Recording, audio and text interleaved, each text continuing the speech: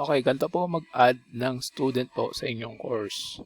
First po, i-click nyo po itong people.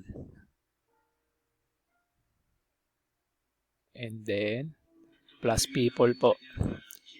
Two ways po ang pag-add po ng student sa Canvas.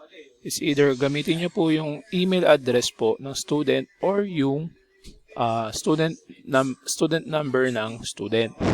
So for example, ito po, mag-add po tayo ng student using email po. lm.pin@cu.edu.ph.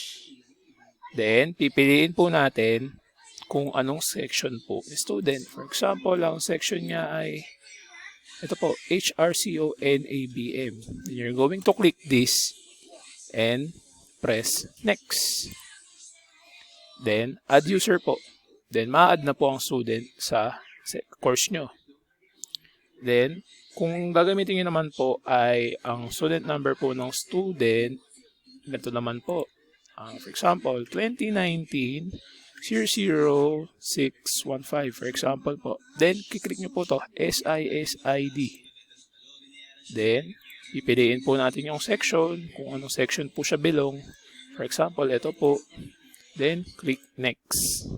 Then, add user po. Ganun po ang pag-add po ng student sa course po natin sa CEU Lips. Okay pa.